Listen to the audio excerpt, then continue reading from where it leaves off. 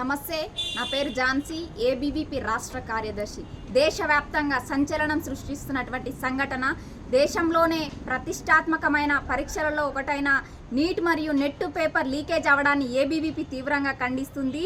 ఎంతోమంది లక్షలాది మంది విద్యార్థులు వైద్య విద్యను అభ్యసించి ఈ దేశానికి వైద్య రంగంలో సేవలు అందించాలనే ముందుకొచ్చి పరీక్ష రాస్తే పేపర్ లీక్లతో ఈరోజు వాళ్ళ జీవితాలు రోడ్డు మీద పడేసినటువంటి పరిస్థితి ఏర్పడింది. అటువైపు నీట్ ఎగ్జామ్ చూసుకుంటే 24 లక్షల మంది అభ్యర్థులు రాసినటువంటి సంఘటన, ఒకవైపు 11 లక్షల మంది నెట్ ఎగ్జామ్కు హాజరైన సంఘటన మనం చూస్తున్నాం. ఈ విధంగా లక్షలాది మంది భవిష్యత్తును రోడ్డున పడేయడానికి ప్రయత్నిస్తున్నటువంటి ప్రతి ఒక్క ద్రోహులను కూడా శిక్షించాలని చెప్పేసి ఏబీవీపీ హెచ్చరిస్తూ ఉంది. అసమర్థ అవినీతి పరులైనటువంటి ఎన్టీఏ సంస్థ యొక్క అధికారుల పట్ల కూడా కఠిన చర్యలు తీసుకొని దీనిపైన సిబిఐ విచారణ జరిపించి దీని వెనకాల ఏ ఒక్కరు ఉన్నప్పటికీ కూడా నిష్పక్షపాతంగా సిబిఐ విచారణ జరిపించి ప్రతి ఒక్కరిని కూడా శిక్షించాలని ఏబీవీపీ డిమాండ్ చేస్తుంది.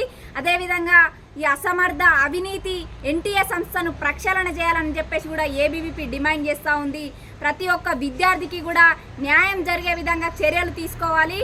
అదేవిధంగా ఇటువంటి సంఘటనలు పునరావృతం కాకుండా కూడా చర్యలు తీసుకోవాలని చెప్పేసి అఖిల భారతీయ విద్యార్థి పరిషత్ డిమాండ్ చేస్తూ ఉంది. నమస్తే. అసలైన తొలి వెలుగు. ఫాలో వాట్సాప్ @తొలి వెలుగు official.